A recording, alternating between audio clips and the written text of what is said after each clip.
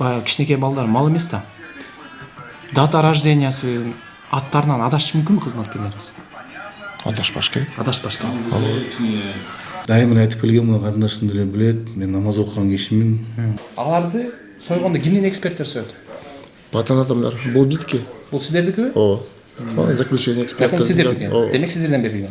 Биз вскрытияга бербейбиз деп башташкан туугандарычы по религиозным соображениям. Наристери каза болгондо биринчи эмне иш аткарылат? Биздин больницага 281 миң канча адам кайрылды биз. Жаш балдар бүт. Жалаң жаш дичон карабыз. Ошонун канчасы каза болот? Мен кызымды коридорго көтөрүп чыктым. Уже мындай баягы.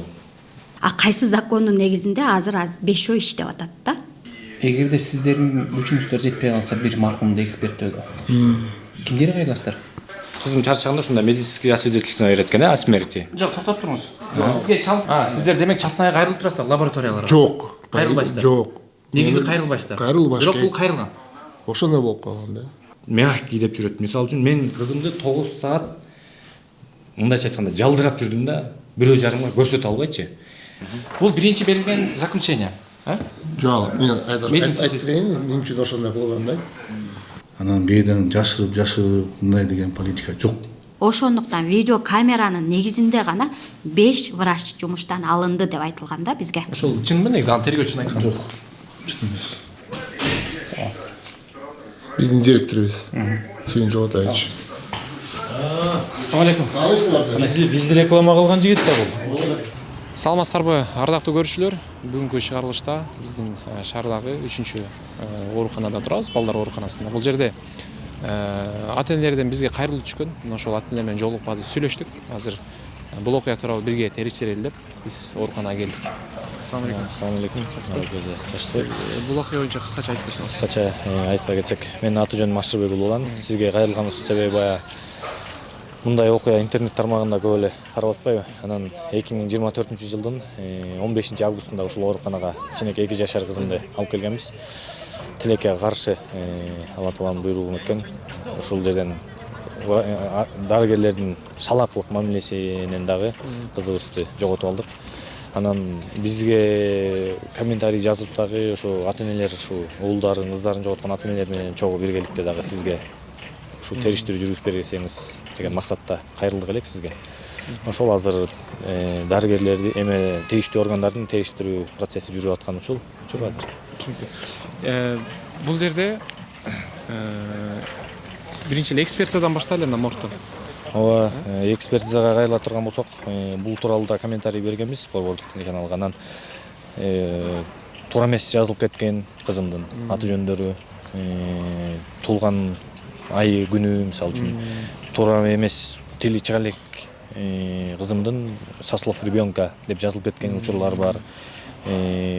Кайсыл убакта мисалы үчүн жалган маалыматтар көп, өтө көп. Эми тийиштүү органдарында бар бул экземпляр. Анан алар дагы тийиштүү баа берет деген. Саламатсызбы? Саламатсыздарбы? Мен да ушундай эле аты жөнүм Темиркан кызы Кайыркүл. Мен да ушундай эле жабыркаган ата-энелердин катарына кирем. Мен дагы былтыр январь айында, быйыл эле январь айында баламды 13-январда жоготуп алганбыз.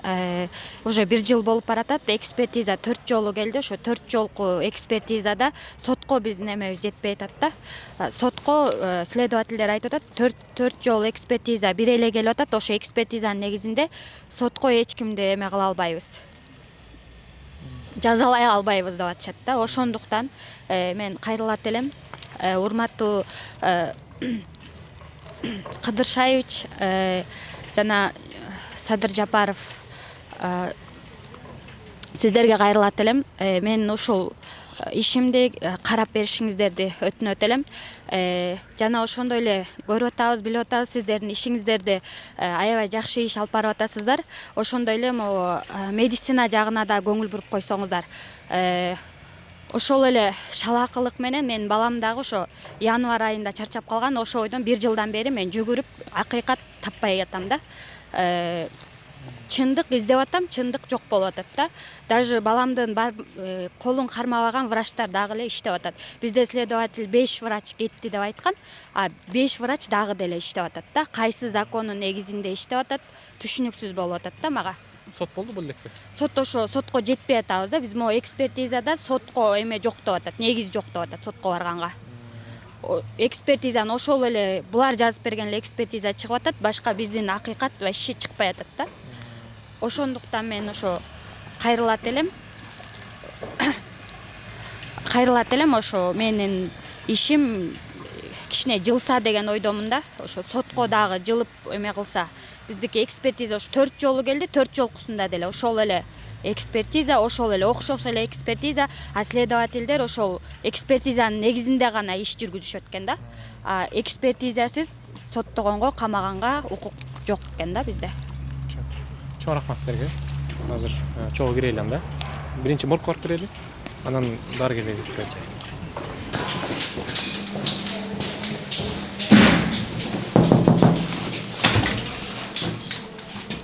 Ассаламу алейкум. Кандайсыз? Жакшыбы? Жакшы. Иштериңиз аман эсен. Болду такырын. Өзүң кандай жакшысыңбы? Жашап атабыз да. Иштериңиз жакшы. Болуп атат. Өзүң кандай? Жакшы рахмат. Оу. Бир-эки суроолорубуз бар эле. Эксперт боюнча. Азыр мен эмне эксперт боюнча? Азыркы ножовой боюнча? Жок, ножовой боюнча эмес. Эрежелер боюнча эле сурайлы. Эксперт. Ошо эрежелерин айтып берип койсоңуз, бир-эки сурообуз бар. Азыр мен тиги неме ножовойду эмнетип коеюнбу? Азыр как раз мени күтүп атышат столдо. Канча убакытта келесиз? 5-10 мүнөт. Акбар жана писип болуп турат. Эмеден эметип атасың. Интересный чыгат. Хорошо. Макул. Жок. Мындай следственный неме тайны деген бар. Анан Жок, кайнасы жок. Азыр эле биз бул тууралуу негиз сүйлөшкөнбүз да мурда. Бирок азыр эми кайрадан бир кыскача. Айт. Ылдыйда күтүп атышат. Больницадан кичинекей наристери каза болгондо биринчи эмне иш аткарылат? Ал больницадан кичинекей наристери каза болгондо бизге келбейт. Ал тиги патологоанатомический тамский моргко барат. Если там со стороны родственников жалоб болсо, чтобы жок, жакшы эле барды эле, мындай төрөтүп койду десе, анда ошол жака следственный орган чакырат дагы, анан ошол жерден описывать этип, анан переводить этет. Бул жаңы төрөлгөн эме эмес. 2 жаштагы кыз каза болгон. Кайсыл ушул жака келеби же? Если по болезни болсо аркы моргко. По болезни. Сиздерде только бар. Жок, бизде только там. Факт боюнча. Эмне боюнча жанагы токтом чыгарып, жаалып кылгууну каза өздөрү башка дары сайып койду, укол кылып койду, өлтүрүп койду десе анда. Тиги неме да аркы моргко. Кайсы регистратура? Мындан. Мындан түзүп кетем, Жок, мына турбайбы, зыптап турбайбы? Ошол регистратурасы. Ошодон ошол жерде регистратурасы, начальстволор экинчи этажда отурат. Ошол жактан чыкканда экинчи этажда? Ошо коридор менен турат. Ну, кабинетке генерал жүргөндө да, только дверь открывать. Эсиңиз жакшы. Жакшы да. Иштериңиз. Жакшы. Өзүң кандайсың? Жакшы, рахмат. Бир-эки суроо менен келдик эле. Так. Боюнча. Отурсак болобу мындай? Отурсак ошо эле. Ошо мага алчы, мүмкүн может директорго. Жок, сизден эле суроо алалы.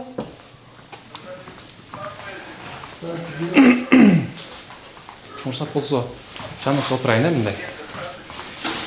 Келиңиз бияка отурабыз. Көрүүчүлөр менен чогуу тааныша алайынбыз мен. Аты жөнүңүз, менин аты жөнүм Мунарбек, журналист Четинч канал. Билем. Көрүп жүрөбүз. Менин атым болсо Акунов Эрнис Уркалевич. Мен биякта болсо Республиканский центр судебный экспертизадан орун басары да, директорунун орун басары болуп иштедим. Жакшы. Негизи Кыргызстанда ушул морг эң ишеничтүү моргдун катарына кирет. Биздин шаарда. Анан бул жакта канча пайыз, мисалы 100%дан канча пайызга чейин диагноз туура чыгат эксперттер? Кандай баа бересиз өзүңүз? Сразу айта албайм да. Бирок статистикабыз бар. Статистикаңыздар бар.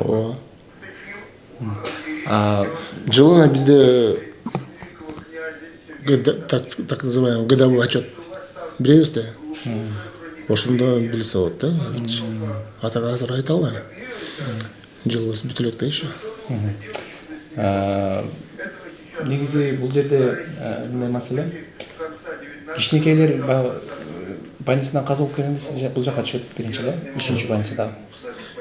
3-больницадан эмне болсо, Кандайлар түшөт? Ордан болсо же травматический менен болсо. Бизге обычно судебный экспертиза деди, өзүңүз түшүп атасыз. Бизге именно травматический менен түшөт да. Травма менен түшөт. Ооба. Оорулар менен болсо, анда биздин кошуналарга патологоанатомический түшөт. Ал сиздерге караштуу? Жок. Ал өзүнчө хозяйство. Аларды сойгондо кимдин эксперттери соет? Патологоанатомдор. Бул биздики. Бул сиздердикиби? Ооба. Заключение эксперта. Закон сиздердики. Демек сиздерден берилген. Эгерде бир окуп көрүңүзчү. Сол эле чыкканбы сизге?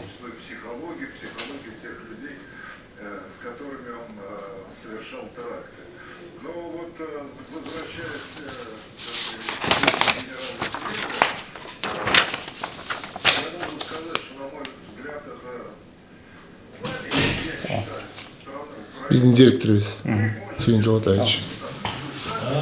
Ассалам алейкум. Бизди реклама кылган жигит да бул. Кандайсыз, жакшысызбы? Ден соолугуңуз жакшыбы? Жакшы. Жөнүңүз Кунарбек. Жакшы. Алып атасыңарбы? Я конкретно случай менен келишиптир да.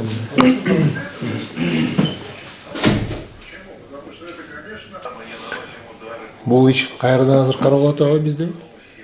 Комиссионный болуп. Процесс жүрүп аткан жок азыр. Уже повторный назначение болгон да? Ошол иш керек.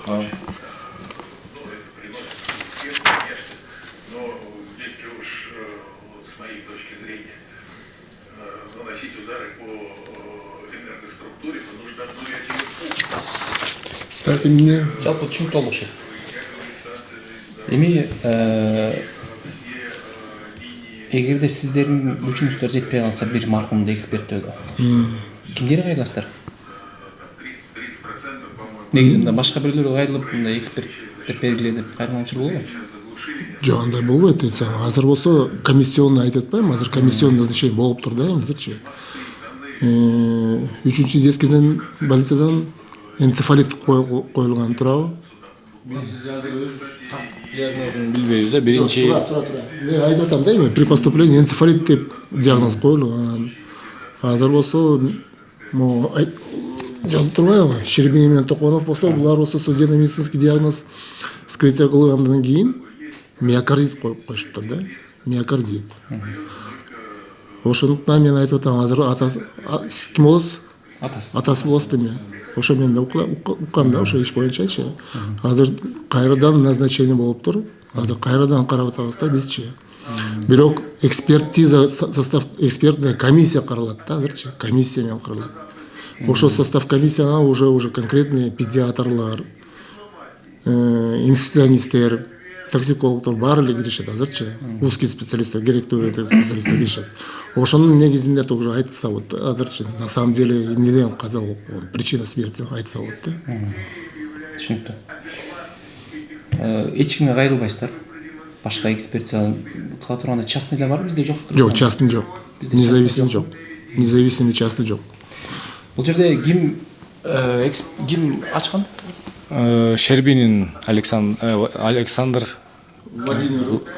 Андреевич, то есть, да, Щербинин Владимир Андреевич. Рукой да бана жооп турбайбы?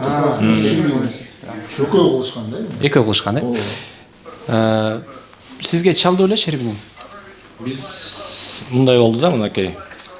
Биринчи кызым чарчаганда ушундай медицинский освидетельство берет экен, о смерти. Жок, токтоп туруңуз. Сизге чалып туруп, кайра келиңиз. Кайра келиңиз деди. Бул нерсени частныйга өткөрүп бересиз дегенби? Мындай да биз келдик. Сөздөр бар дегенден кайра келдик ушул жерге эле. Биринчи этаждан өзүнүн кабинети бар экен, ошол жерге кирдик. Бизге мындай деп түшүндүр да.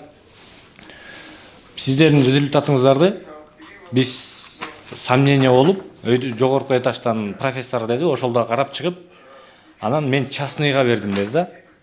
Частныйга берип, андан кийин ошол инфекция менен болгонун выявлять этилди деп айтылды да.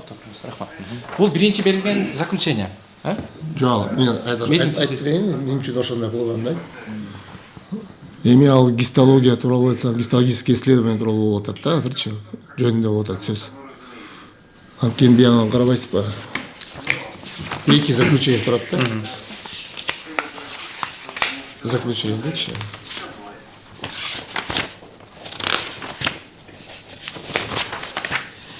Мына биринчиси заключениясычы. Могу экинчиси. Вообще, по идее, ал андай болушу мүмкүн, когда сомнение бар болгондочу.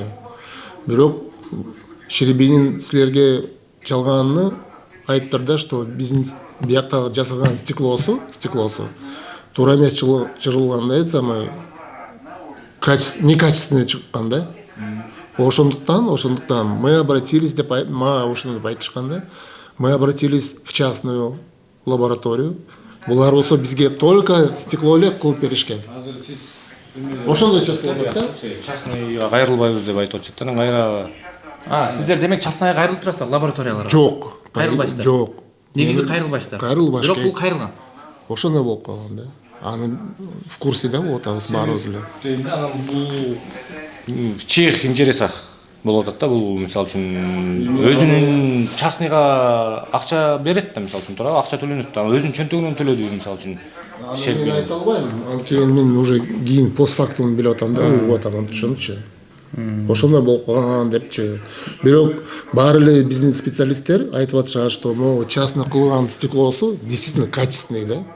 Ошол эле сөз. Действительно качественный. Бул биздин чыккан стеклосу некачественный болуп калган, ошон үчүн биз так айта албай калдык депчи. Ошол эле айтып атышат да.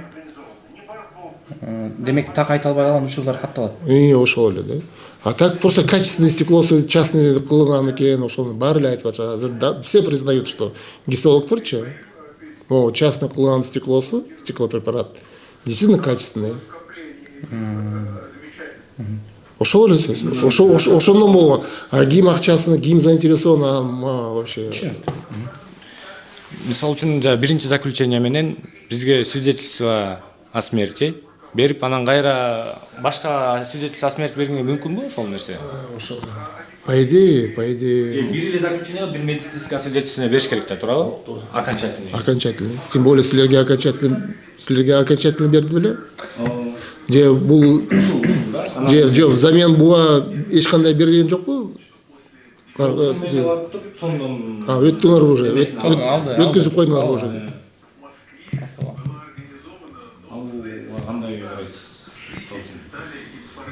Кандай болуш керек?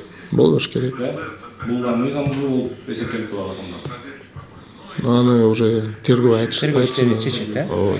Мисалы, сиздер могу Бирок бизде предварительный диагноздар бар деген сөз да, предварительный диагноз. Это не означает, что выдавать свидетельство о смерти, да? Через сон өтпөш керек да, по идее. По идее өтпөш керек. Предварительный диагноз менен өтпөш керек, по идее. Сиздер ошол менен өтүп кеткенсиңби? Өтөйүн деп аткан күнү келип атабыз да биз. Кайра бизге башка свидетельство берип атат да, ошондо получается. Башка окончательный турбайбы? Ооба. Окончательный. Род смерти биз эмне үчүн предварительно берип атабыз да, чтобы мүрзө койгонго да. Анткени азыр билесиздер, жер эч ким бербейт. Моундай кагаз болбосо колунда да. Ошол эле. Демек алмаштырганга болбойт. Болбойт. А мону окончательно уже турат да. Азыр окончательный диагноз эмне экен? Род смерти не установлен деп жазып турат ал жердечи. Токсическое действие неуточненного вещества дейт. Токсическое действие неуточненного вещества. Эми аллергический же билбейм, же отравление болгон, может быть. Айырмасы бар да, туурабы? Это не сердечный миокардит, туурабы? Алдыгы жазуу. Миокардит и токсический миокардит да болушу мүмкүн деген сөз. Түшүнөсүзбү? Алды там написано, что род смерти не установлен деп. Согласны? Согласен, конечно, жалып турбайбы. Өзүңүздүн жеке оюңуз боюнча кайсы жылдар ката кетирилген? Аны айтып, вообще укугум жок. Айткени айтып атпаймынбы? Ошо комиссиону кайрадан карап атышат. Сөзсүз түрдө. Эми кайра алмаштырып бергенге андай болбойт деп айттыңыз да. Алмаштырып бердилиптир мисалычы. Анан сиз өзүңүз жеке оюңузда кандай баа бересиз ошого? Мен эмнесин алмаштырып берем? Диагнозбу? Диагноз. Негизи бир бергенде толук берилиш керек. Бирок аны диагноз чыгарып бергенден кийин мен айтып атпаймынбы? Могучу башында, если диагноз неопределенный болсочу, предварительный диагноз деп атпаймынбы? Могу предварительный деп жазыш керек деп ядачы. просто барып коюп жерине коюп жүргүзө болчу. Но потом он сдается, и вместо этого выдается уже окончательный уже не обязательно. Мен айтып атпаймынбы? Не обязательно. Химия, химические исследования, биологические исследования, гистологические исследования чыккандан кийин в совокупности кийин окончательный диагноз койсо болот да. Род смерти жазылыш керек, э? Конечно. Заболевание, род смерти не установлен. Бул жерде род смерти не установлен деп турат. Мисалы үчүн ушун менен барып мен сомго барып кызымдын то есть чарчап калгандыгы тууралуу окончательный күбөлүк алдым да, мисалы үчүнчү. Мен буну менен алган жокмун да. Бул мага биринчи ушун берди. Бирок ушун менен алып алмакмын да балкимчи. Азыр мага ушунун ордуна башка берип атат. Род смерти заболевание деп берип атат. Кайрачы? Миокардит болсо мына жазып турбайбы миокардит. Ну, здесь написано ошибка в том, Миокардит. Миокардит деп как заболевание тууралуу болот да уже. Ошол үчүн тиякта уже окончательный деп уже заболевание коюп атат. А башында могу биякта жазып атканымчы, хоть окончательно бергенде деле жазып турат токсическое действие. А токсическое действие это значит что? Же отравление болду беле, же ал эч ким еще не определен, поэтому род смерти не установлен деп жазган. Ошонтасыз эми. Алда тура эле род смерти не установлен. Просто окончательно коюлган уже деген сөз, а потом раз миокардит чыгып атат деп мен ошону айтып атам да азыр. Чуть-чуть немножко не болуп калды да. Ошо биякта окончательный деп жазылып калган, предварительный деп жазылыш керек болчу. Ошол эле ката. Да. Түшүнүктүү. Эми мындай ачканда кызматкерлериңиз эми ар бир макулум сыйланыш керек, маркумга да сый болуш керек, тирүү керек. Анан мындай баягы кичинекей балдар мал эмес да. Дата рождениясы, аттарынан адашыш мүмкүнбү кызматкерлериңиз? Адашпаш керек. Адашпаш керек. Түшүнүктүү. Кайсы эми мына бул Ашырбекова Алим кызыбыз, Казылова. 06-06-2022-жылы төрөлгөн деп бияка жазып атат. Кайсы күнү төрөлгөн? 4-май 2022-жыл. Жок, могу справка туура эле жазылганбы? Жок, алды экспертизанын заключениясы. Кана, кайсы? Жок, силер жазып окубайсыңарбы? Из представлено постановление. Буну болсо уже биздин эксперттер эмес. Согласен. Именно тергөө жазып атат. Хорошо. Бирок эми содержаниясын окуп чыктыңыз сиз дагы жаңы элечи. Дагы окуп көрүңүз до конца. 2 жаштагы ымыркай сүйлөй алабы, тили толук чыгып бир нерсе түшүндүрүп бере алабы ошого?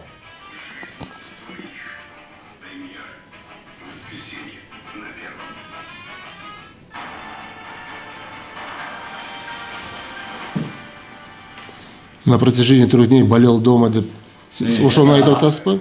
Макул, ал суроодагы да бул кайсыл жерден келиши мүмкүн бул суроо да. На протяжении 3 дней болела дома дейт. Бул с чего они взяли? Тергөөчү жазып атат. Бул тергөөчүнүн колу.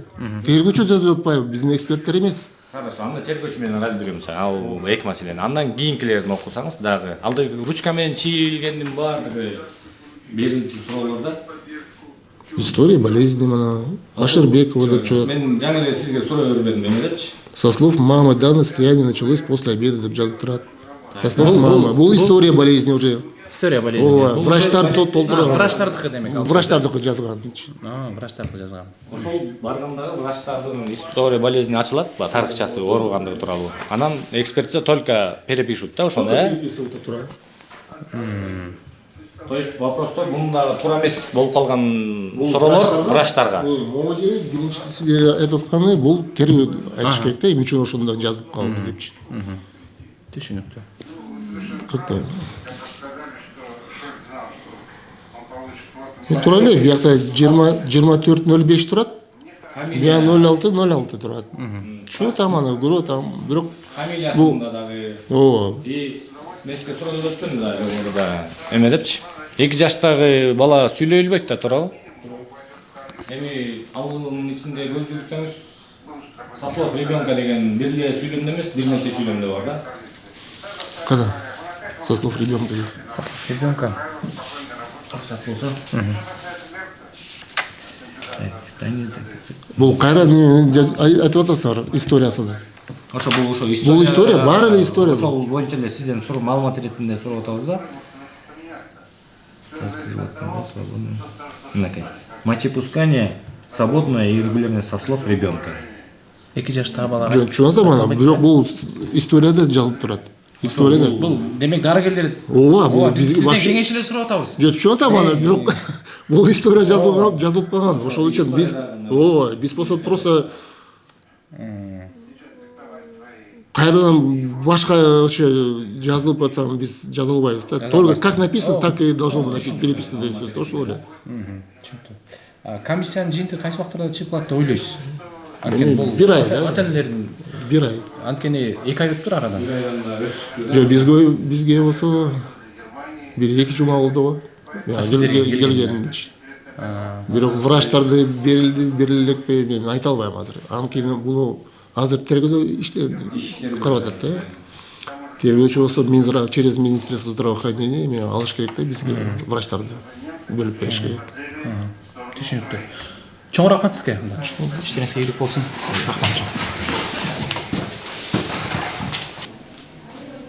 Потому что секретарь... А кто сидит? Да, bilmem de. Вот он говорит. Не соң жакшы. Жакшы, рахмат. Келиңиз отуруп мындай слушалгенен эле бир аз. Келиңиздер, сиз кыл жакка отуруңуз. Бул жакка отуруңуз. Ой, эмне үчүн прямой нема болду? Биз моргко киргенбиз азыр, моргтогулар бизге сиздерге жөнөттү. Келип анан сизден бир сурап алалы деген максатта келдик, такташып. Бул айымдар, мырзалар мурда кызыл ушул жактан казылып чыккандар. Ошол маселе боюнча келгенбиз. Анан бул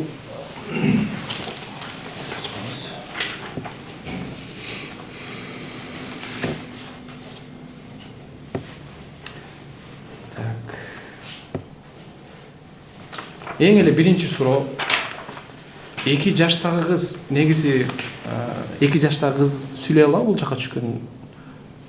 Эми 2 жаштагы кыз ар түрлүү акыбалда болот да. Бирөөнүн баласы тили так чыгып так сүйлөйт. Бирөөнүкү сөздү жарым-жартылай сүйлөйт, ал балага карайт да. Балага карашат. Эми анан мисалы баланын келген түшүп аткан состояниясына да карайт. Бала ооруганда капризный болуп калат, ыйлайт бала, бирөө сүйлөйт, бирөө сүйлөбөй коет. Ал эми адам баланын өзүнүн свойствосуна карайт да. Негизи баягы история болезни деп коет го. Ооба. Ошолорду жазууда бул жакта кызматкерлер жазат да негизинде. Бизде врачтар жазат. Алар эмнеге таянып жазышат? Ата-энесинин айтышы боюнчабы же өздөрү диагноз мененби? Бул жаш балдардын больницасына болгондо, бул жаш балдарга ата-энеси алып келет. Же алып келген киши болот. Ошон үчүн да орусча айтканда со слов сопровождающий мамы, папы, же там дяди деп жазылат. Түшүнүктүү. Сизде Акыл эсиме көчөмө боюнча 2 жаштагы бала, менин кызым тили ата апаны эми айтып келаткан учуру да. Январь айындагы, Жок, биздики августтагы. Сиз ал турдуу серепке эмеге звонокко комментарий бергенсиз сиз. 2 жаштагы тили чыга элек баламды бул жерде жазылып жүрөт. Со слов ребенка мочепускание регулярное и свободное депчи. Бул бир эле сүйлөмдө эмес, бир нече сүйлөмдө бар да эмеде. То есть экспертизанын жыйынтыгында. Азыр биз моргко барсак, алар направленияны бияка буруп атышат да. Себеби история болезни кандай жазылса, тарыхчасы кандай жазылса, биз ошону только көчүрүп жазабыз дегенде. Менин атым Улан. Сиз ким болосуз? Атасы Улан. Чачакулан, Ашырбекова Алима атасы Улан да? Улан. Улан мындай да. Мен бул больницанын башкы дарыгермин. Анан бул жерде жазылган нерсенин бардыгын кандай жазса аны ачык айтышыбыз керек да. Ошол кошо жүргөндө өзүң билесиң, өзүң көрдүң, өзүңүз деп айтайын, кечиресиз.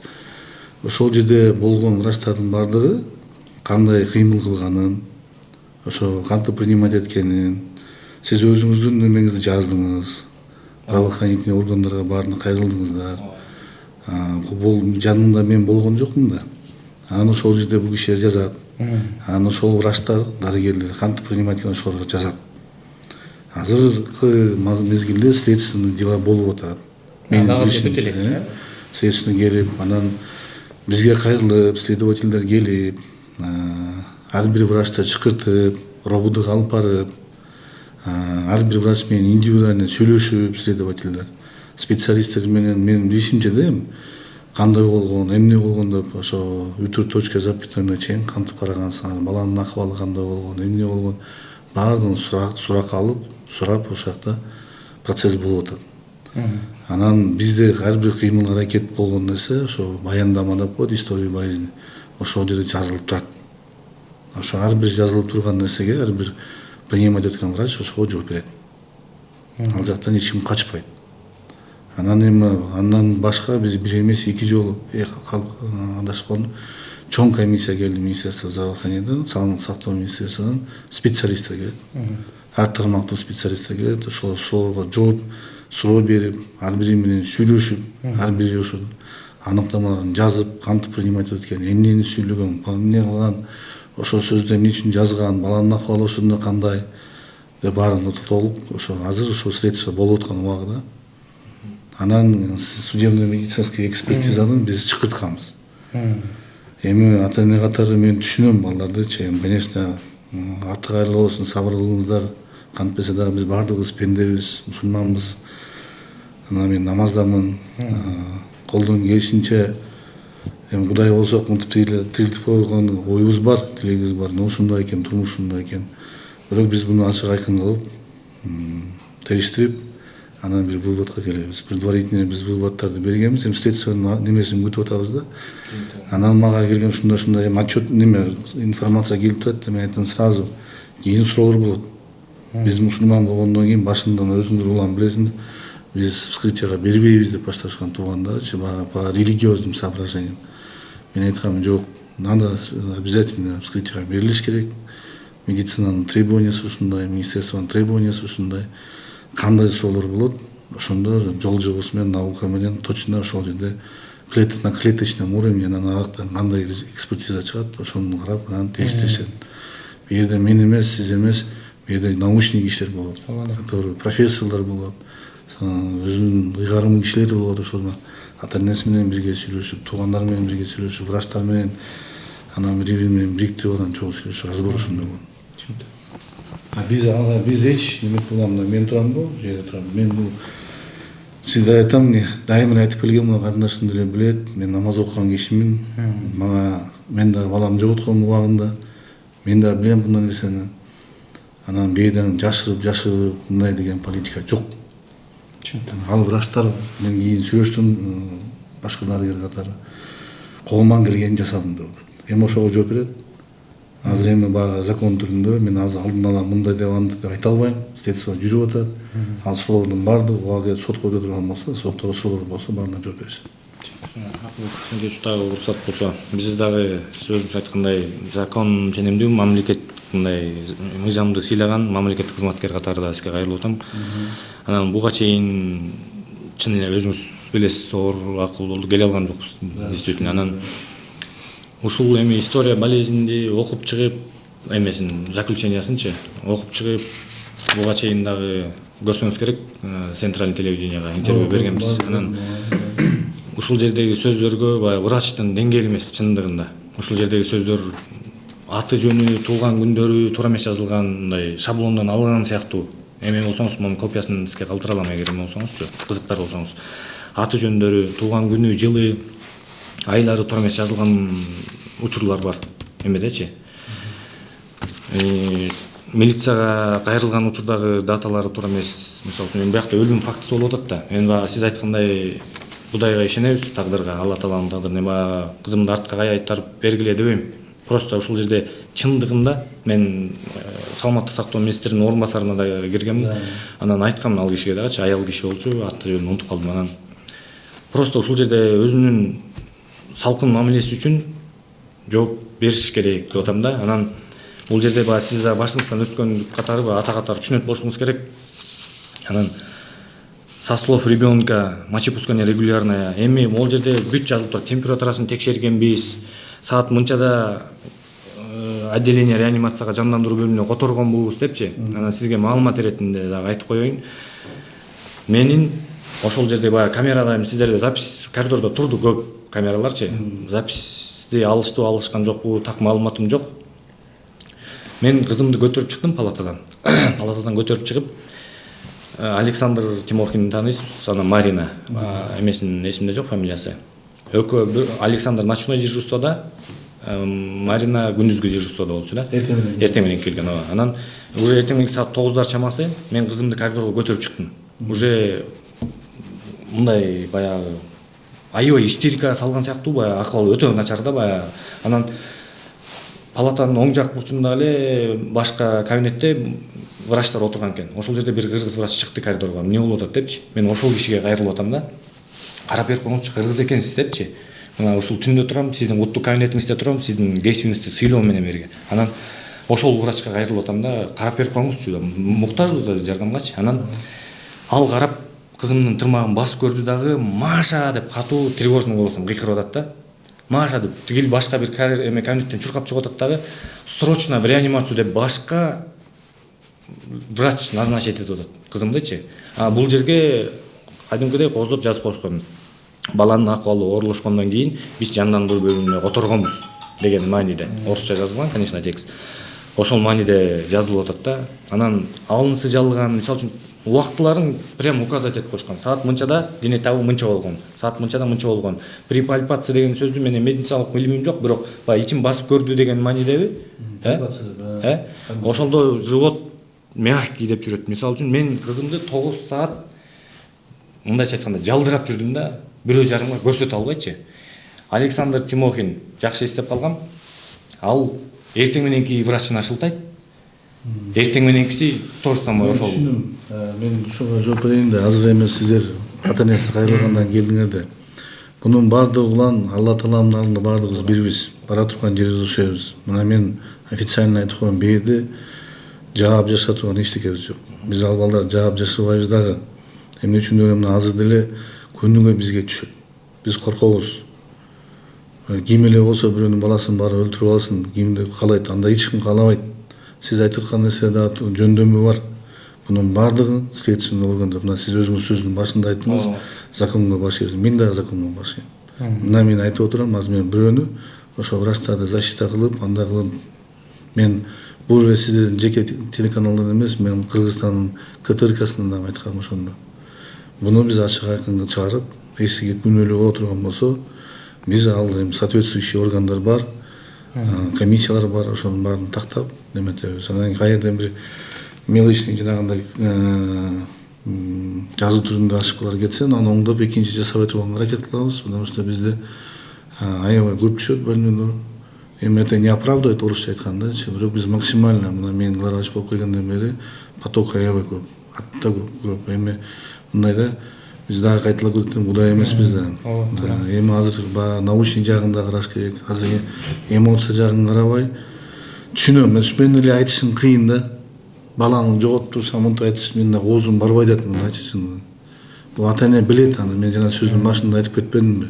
Бир дагы сөз адамды баягы күйүп аткан отту суу себесин мында өчпөйт алып, это боль она остается на всю жизнь. Поэтому мен азыр моментимде да бул кишиге аябай катык тиет.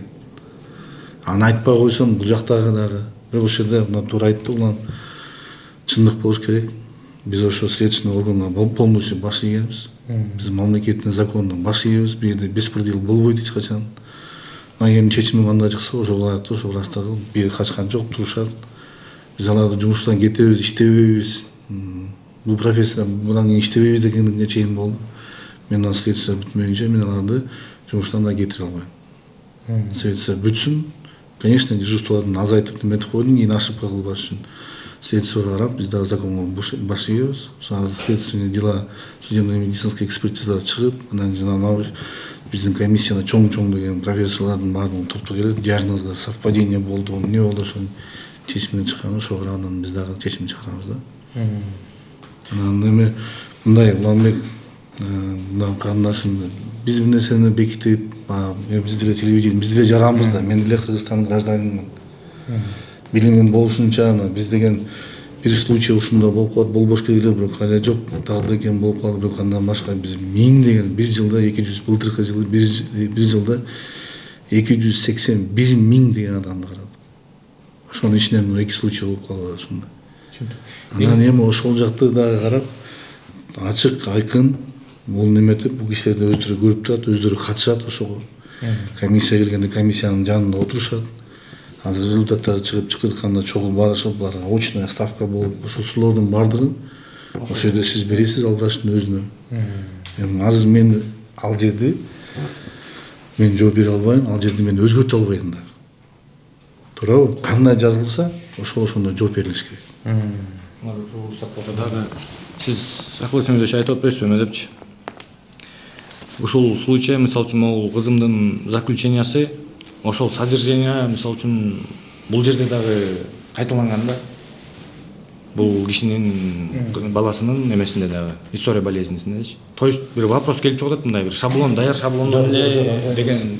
Анда шаблон жок. Сөзүн алайын уруксат болсо. Анан баягы громадский ошибка, мелочь катары деп эметип атканыңызга мен кошула алган жокмун. Баягы анан сөзүңүздө чыкты ошол сөз. Бирок баягы өлүм фактысы болуп аткан жерде баягы тщательно биз эми баягы келгенде метрикасын сурайт да. Кичинекей биз менин түндүктөрүн алып чыгып бергем, мисалы үчүнчү. Ар бир кылдаттык болуш керек деген ойдо дагы айтып атабыз да. Анан баягы бул мен үчүн бул нерсе мелочка кирбейт да. Анан сөздү мына кетсеңиз, мына сөздү айка бурбайм, мен мелочь деген туура эмес. Мелочь болбойт биздечи. Бизде мелочь жок. Азыр мында болот. Мына цифровизациянын мына биздин президенттин демилгеси менен цифровизация кирип атпайбы? Цифровизация киргенде мына калса мына бизде 1-январдан кийин бул ушундай катык нерсе каралат. Ошол кишинин көзүнүн ошо пациенттин алдында жазылгандан кийин аны өзгөрткөнгө никак невозможно. Бул общий базага кетет да. Центрден карап отурушат тияктан. Бээрден эмес.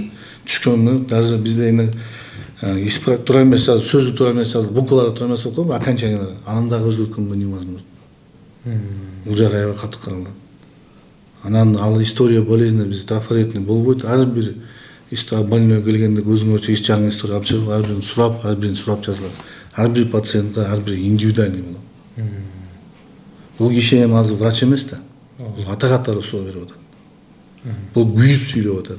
Бирок күйгөн бирок, бирок медицинский показаниясы бөлөк да. Ал врачтагы жаран, врачтыкын дагы көрүшүбүз керек.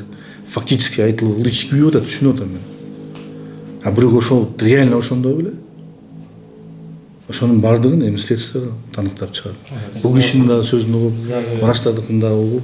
Мен дагы бирөөгө жалган маалымат бергенден алысмын. Анткени мен дагы эгер жалган жала жапсам бирөөгө, сизге же врачтарыңызга, сиздин кол алдыңызда иштеген кызматкерлерге жалган маалымат бере турган болсом, мен да жоопкерчиликке тартыларымды жакшы сезем, билем аны. Мындай жарандык милдетимдичи. Ошон үчүн ачык айтымды чечтет Кудай буйрса. Эси ачык биз ошо следственный органдарды күтүп атабыз, комиссияны күтүп атабыз. Комиссия улам күчтүүлөнүп келип текшерип атышат. Биз даярбыз, бардык эмне керек десе, эмнени карайбыз десе, биздики ачык айкын келет, өздөрү текшеришет. Ал врачтар качкан жок, ошол жерде турат. Менин угушумча колуман келишинче жасадым деп атат. Эми бул кишилер менен тет-а-тет өздөрү мындай бетме-бет чыгып сүйлөшүшөт. Ошол суроолордун баарын ошол жерде биз менен эметет, анан чечимге келет. Түшүнүктүү. Сиз болдушут, э? Ошол. Биздин маселе ушундай болду да, сиз бизди жакшы эле таанып калдыңыз. 2 жаштагы балам. Ошо биздики 1 жыл болуп бардат. Январда 1 жыл болот. 1 жылдан бери мен акыйкатка чыга албай атам да. Мына биздики 4 жолу келди. Эми экспертизабыз 4 жолу улам биз кетиребиз, кайра 4 жолу келди. Ошол жерден биздики 2 жолу экспертиза келгенде мен сохраненияга жатып калдым.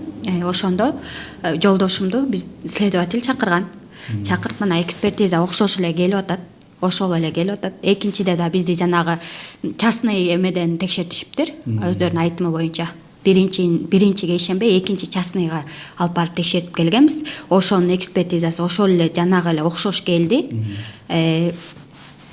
Ошонун негизинде бизде жанагы видеокамералар алынган. Бала 1 саат биз отурдук да, эч ким врач жок. Врач көзөмөл кылган жок. Бизде биринчи сменада кетип калган, экинчи сменада Айзада Орозбекова менин баламдын колун кармаганга дагы эме кылган жок. Ал мисалы ошо Орозбекова биздин жаныбызга келген жок. Биз 1 саат кароосуз отурдук. Ошол камеранын негизинде, ошо следователь айткан бизгечи, камеранын негизинде 5 врач кетти жумуштан деп. А кайсы закондун негизинде азыр 5 иштеп атат да. Бизге ошон следователь айтты. Андай да, карындашымды жакшы билем. Төрө алдыңбы? Ооба. Жакшы балам. Жакшы. Булар менен деле ачык эле сүйлөшкөн бетинде эле. Качпайбыз. сіздің қарындашым следственный делоға мен кирише албайм да. Экспертиза кандай чыгат, кимге берип атышат, биз не имеем права вмешиваться. Если мен барып даже сураганда, это уже нарушение закона.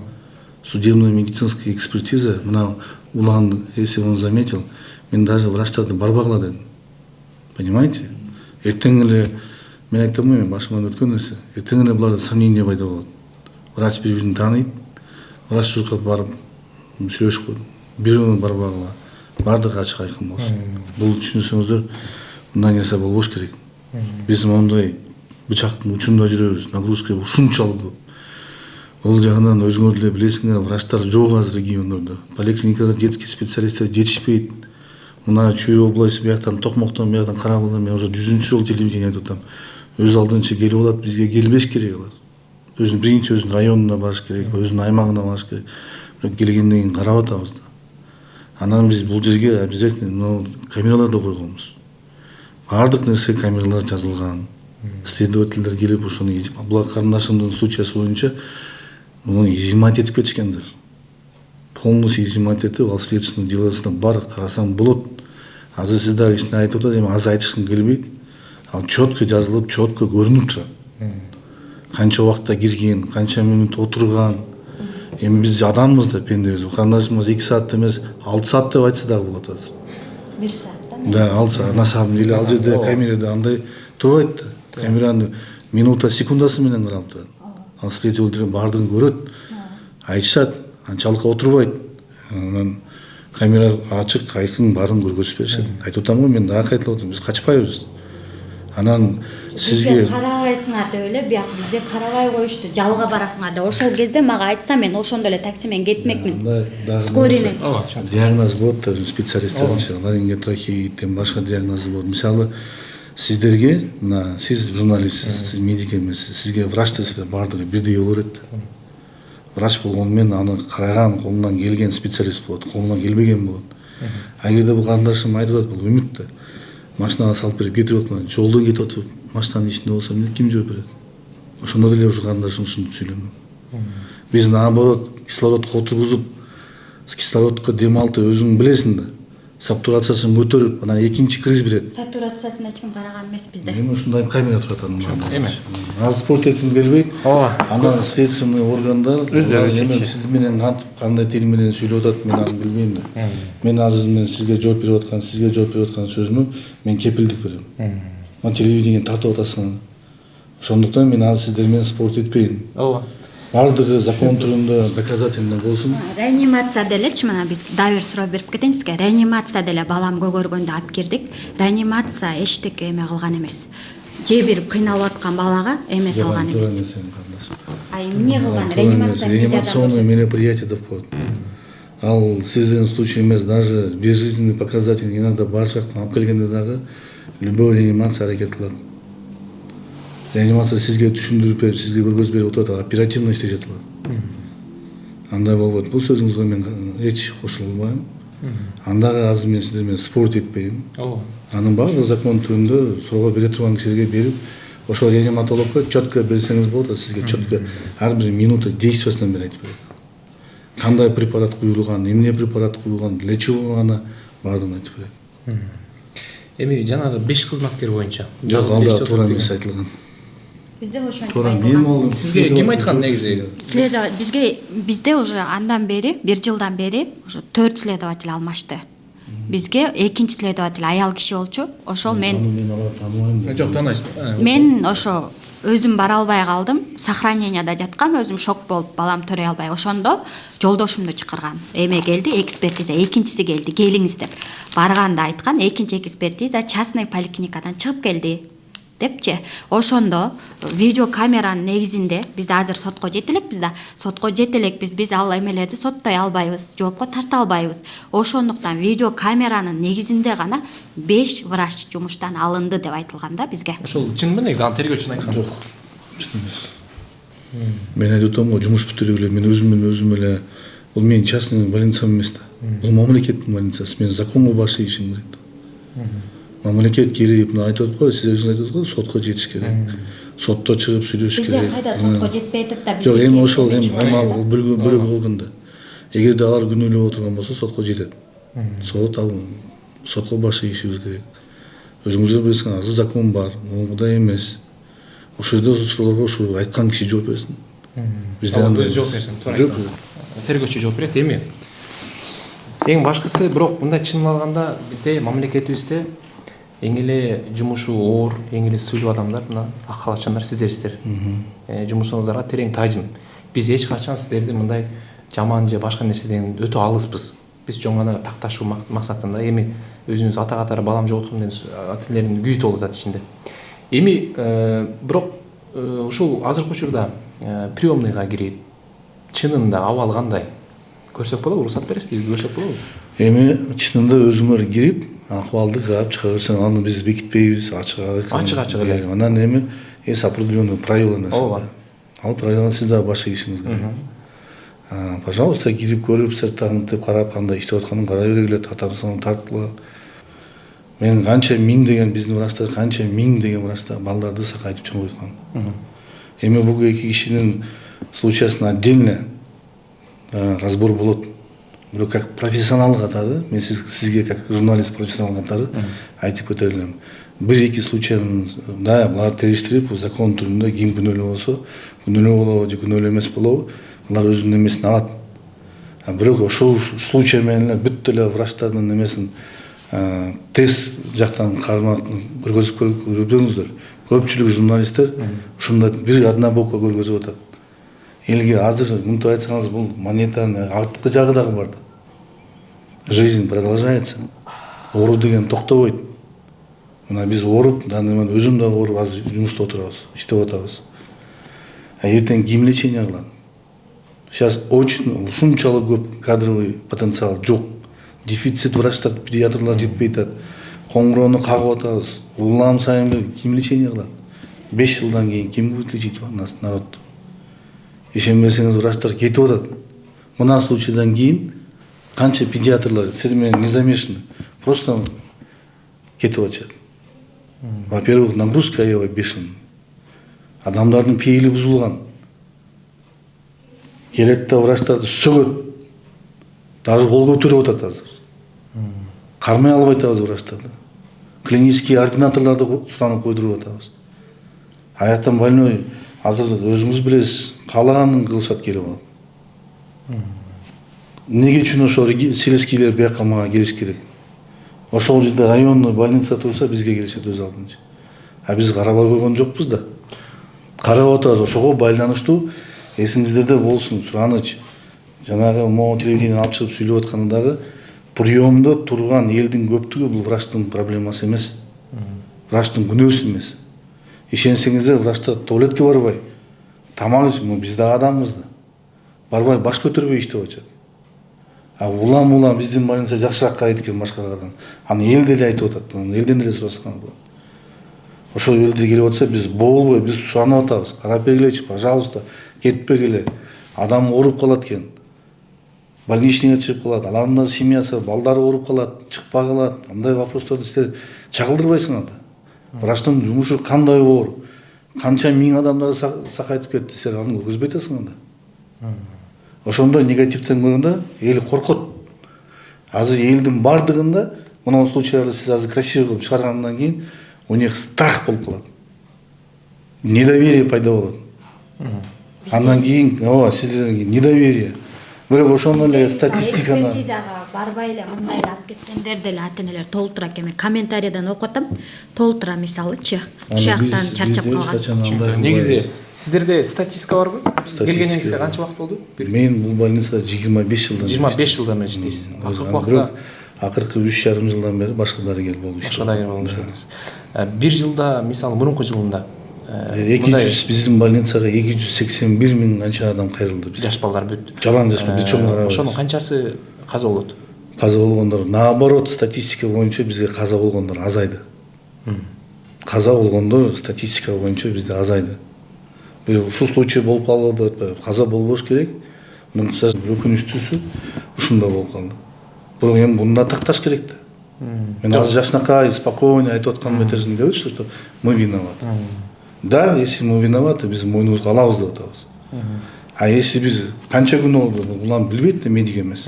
Рахмат. Оору деген нерсе бар да. Бир айтып алайын. Кудайдын буйругу өзүңүз айттыңыз башында.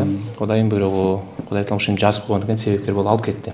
Анан баягы кээде ушундай шалакылыктар болуп калат деп өзүңүз айтып атасыз, аны моюңузга алабыз деп. Жок, шалакылыктар жок. Медицина шалак. Жана мисалы, могул шалакылыкка киреби, ушу туура эмес жазып. Бул шалакылыкка, бул эми Тергөөчү чечет мисалы. Бул улам айтып аткан нерсе туура болсо, например, аны врач жооп берет. Ошол врач ошол немени жазган ошол киши. А если ошол жасап аткан моментте баланын акыбалы ошондой болсо, onu жазыш керек да. Улан да медик эмес, бул бирөөдөн консультация алып келди бул. Бирөөдөн сурады. Ал айтат, мындай болуш керек, мындай болуш керек. Улан өзүңүздүн профессияңыз ким? Биз эмеге камерага айтканга туура келбейт, анан өзү айтып коелу. Бул киши, например, профессиясын мен билип барып указывать ете албайм да. Мен ал профессиянын ээси эмесмин да, мен медицинанын. Албетте. Сиз жалгызсыз, дарыгер эми ошондуктан мен ошону айтып атам. Азыр мен ушул кишилерди сыйлап, урматтап, мен ушул суроого жооп берип атам. А по идее, мен кечиресиздер, следствие жүрүп атат. Мындай болуп атат, мен бергенге болбойт азырынча. Анан следствие бүткөндөн кийин ошол жерде баардыгыбыз чогулуп, ошол жерде сөз болот. Ким күнөөлүү болсо, ким күнөөлүү эмес болсо, баардыгын чечет. Кыскача айтсам болмок, бирок уважаю силерди сыйлап. Чоң рахмат. Сыйлап, мен жакшынакай айтып берип атам. Уруксат болсо Акылбек Сентович, эми сиз айткандарга кошулабыз. Баягы менин кызым боюнча камера тийиштүү органдар алып кеткенди ошол тууралуу. 2 жолу келишти, следователь балдар. Мындай да, бул дүйнөдө баары кандай болуусун да чындык болуш керек да. Мен ушу чындыкты колдогонго аракет кылам да. Может, бирөөгө жакпайттыр, өзүм да бетке сүйлөйм, өзүм да туура кылган. Ошо следовательдер келгенде, мен ошо камераны көрө турган жерде бир кабинетке коюп койгом. Мен да кирбейм ал жака. Потому что сиздер да эртең ойлоп калып, врач монтип өзгөртүп ийиши мүмкүн депчи. Менин дагы доступум жок, кодун дагы билбейм. Следователь келет, ошол кишини чакыртам, кирет, ошол киши жанында отурат. Каалашынча тартышат, каалашынча алышат. Ага биз бирок биринчи сиздин кызыңыз боюнча бир эмес 2 жолу келип беришти следователь. То есть ошол записти алып кетишти, Аны ошолор келип көрүп кетишкен. Следовательдерге кийинки следователь келди, Октябрьскийден келип менен сураганда айткан, биринчиде ушундай деген балдар келген. Ал балдар тааныйсыңар, алар тааныйбыз, биз аяктан уже алардан көргөзмө алабыз деп. Ошондой. Значит, алынуптарга түйсүргөн. Экинчи эме болсо, жана сиз айтып аткандарга действительно кошулам. Баягы мындай да менин оюм. Адамдардын да жакшысы бар, анан жаманы бар. Мен бул кесипти жаман дебейм, ушул кесипти аркалаган дагы ушундай адамдар чыгат, действительно. Баягы медиктер ушул түйшүктүн баарын аткарып атат, действительно. Бул жерге жаман ой да келбейт, Акылбек Сентович. Анан биз деле буга чейин органбыз, ушул кесипти аркалаган адамдар себепчи болуп, ушул эмеден деле жакшы болуп кеткендер бар. Мисалы үчүнчү, артына даба табып дегендей. Анан ошол жакшы кесипти аркалаган дагы ушундай адамдар бар. Баары эле ушул кесипти аркалап атат, баары эле жакшы дегенден да алыспыз. Действительно. Ушул жакшы кесипти аркалаган дагы өз ишине шалакын мамиле кылган да врачтар бар. Жөн эле каралап, ушул жакшы кесипти каралай берген дагы жаман адамдар бар. Мен ошого токтолуп кетейин. Акыркы сөзүм болсун. Мен айтып атпаймынбы? Мен сиздерди алдап коюшум мүмкүн азырчы. Туура эмес кылып, врачтарды защищать этип, бирок мен Алладан корком. Кудайдан корком, неге дебейсизби? Мына биз азыр сүйлөшүп отурабыз, ушундай балдар күнүнө түшүп атат бизге. Айына 1000 деп түшөт, түшүнүп атасызбы? Эгерде Уланбек мырза туура айтты, ушундай шалакылык болсо, биз бу жерде бекер отурбай, ушундай шалакылык кишилерди биз жумуштан кетиришибиз керек, кармабашыбыз керек, же үйрөтүшүбүз керек, жакшы коюшубуз керек. Биздин жумуш ушундай, биз ошону жасап атабыз. Ошол ачык айкын болсун деп мен бул кишилерди азыр бекитип скрывать этип алсам, эртең кайта ошол киши ошондой кылса эмне деп жооп берем кайта? Ал бирөөнүн ата-энесине эмне деп жооп беребиз? Түшүнүп атасызбы? Жашоо уланып атат, Улан мырза туура айтты. Эми кызымды кайтара албайм. Бирок кийинкилерге ошонун залакасы тийбеш керек да, түшүнүп атасызбы? Мен ошондой шалакылык врачты кармап отурганга мен куштарлык эмесмин.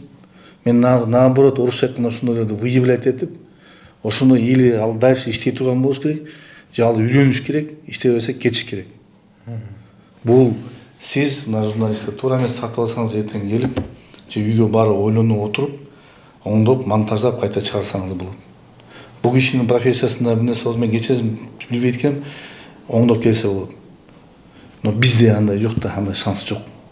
Биз өмүр менен заниматься этип аткандан кийин биз баардыгын тарбиялап, ушунчалык кыйын болуп атат азыр. Кадрлар жок ишенсеңиз. Бирок ошол кадрларды тарбиялап атабыз.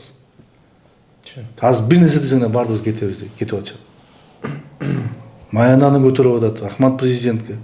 Дагы көтөрөбүз деп атат, министрлерге деп атат, министерство саламаттык сактоо министрлиги такай биздин контроль алып атат. Эмне үчүн дегенде, мына эми, к сожалению, орусча айтмакчы, өкүнүчтүү ушундай болуп калды, бирок биз ушу жасабаганга максимально аракет жасап атабыз. Сиз айтасыз, биз күнү-түнү уктабайбыз да. Биз күнү-түнү уктабайбыз. Күнү-түнү сложный больнойлор түшөт. Ушулар эки кишинин балалары сложный түшкөн жок да бизге. Азыр аппаратта жаткан канча адамдар бар. Ошончо канча аппаратты биз сакайтып чыгарып кеткен күндөр болуп атат. Биз колубузду таштабашыбыз керек, бирок баардык ачык айкын болуш керек. Биз арабызда жанагындай шыла кызгылып салып врачтарды алып жүргөнгө биз, мен особенно, пока мен Алла Таалам канча күн берсе дагы ошондойду кылбаганга аракет кылышым керек. Потому что мен элдин арасында жашап атам, эл менен иштеп атам. Бизде болбосо сиз мени тааныйсыз, сиз болбосо сиз тааныйсыз, Кыргызстанга алып келсек, жакын таанышып калабыз. Эртең мен сиздин бетиңизди же сиздин бетиңизди караганда на совесть карашым керек да. Мен ушундай принцип менен иштейм. Ошондуктан урматтуу ата-энелер, эми сабырлыгыңыздар, ушундай болуп калды, эч ким айта албайт, бирок следствие ачык айкын чыксын, биз эчтекени жашырып жатпайбыз. Ошол врачтар жооп берет. Айтат, эмне болгонун, кандай болгонун. Бул медицинада ар бир минут сайын, секунд сайын адам өзгөрүп турат. Мына сиз келердин алдында менде давление бар болчу. Жок давление. Мен кантип доказать сизге? Таблетканы жедим. А давление болуп приступ болуп калса эмне деп доказать? Сиз айтасыз, мен келгенде жакшынакай эле отурган. Бул ысык жаны өзгөрүп турат да. А оорулардын ар түрлүү бар. Там секунд играет он. Ошондуктан сиз эмес, мен эмес, мен бу жерде нейтральный болушум керек, мен киришпешим керек. Бул специалисттер, следственный органдар ошолор чечиш керек азыр. Ошондо ата-энеси ыраазы болот. Чындыкта туурабы? Ашакман карындашым мен жоктук эми булар менен постоянно сүйлөшүп, Улан мырзаны бүгүн мен биринчи жолу көрүп атам. Бул карындашым менен, бул кишинин жолдошу менен мен жолугуп, сүйлөшүп, эми турмуш мен ошондо эле айткам, мен врач катары эмес, адам катары колуман келишинче эмне жардам керек деп. Эсиңдеби карындашым? Сени кучактап, ушундай деп неметкен. Анан, пожалуйста, бизде баардыгы ачык айкын турат. Биз башкаларга карап бекитпейбиз эчтекени. Ким кандай жазса, бар, тем более ал немелер бизде жок да азыр. Ошол жанагы неме кетет го. Бала каза болгондо эле реанимация улам берген ызы чуу болот. Биз сразу билесиң да, эсиңде да, ошого врач не до этого болот. Следственный органдар келди. Моментально история болезни изымается. Ошол күндөн баштап биз историяны көрө элекпиз. Моментально органдарга келгенде, агылдыгына келчекте биз бул кишилер менен сүйлөшүп, булар менен түшүндүрүп, буларды переживать этип, любой кишиде мындай, кандай десем, сөздү ата албайсың да, это бул страшный нерсе да. Ошону угуп, ошону угузуп, ошону сүйлөшүп эметкичекти. Врачка дагы кийин ошону кылышат да, биз мындай история бар. История болезни ачык айкын жазылат, ошо боюнча кандай жазылса, ошо жазган врачтар жооп берет. Ал историясы бизде жок азыр. Ошо сиз жазып берген суроолорду анан ошондо сиз бересиз ошол жерге. Анан ошол врач ошол жооп берет ошол. Чоң рахмат сизге. Эми жакшылыкта эметели эми. Буйруса. Дайым биз кызматтабыз, колубуздан эметебиз, турмуш ушундай экен. Ушундай ошибкаларды кылбаганга, ошибкабы же кандай ооруга биз күчүбүз жетпей калдыбы? Аны следствие болуп, жана судебно-медицинский экспертизадан чыгарып, сиз специалисттер баарын тактап по полочкам коюп берет. Чоң рахмат сизге. Мен азыр 3 баламды аттештен коркком. Сен мага келди, сени көп сүйлөшпөдүк беле. Кудай сактасын, бирок эми ысык жамбызда. Сен корко берсең, бул турмушта канча жашайбыз? Сен мен сага айтканмын го, телефонумду жолдошуңа бергенмин, уланга деле берем телефонумду. Кудай сактасын, но биз любой убакта кызматтабыз. түнү күнү болобу, жалсаң мен жардам бергенге дайым.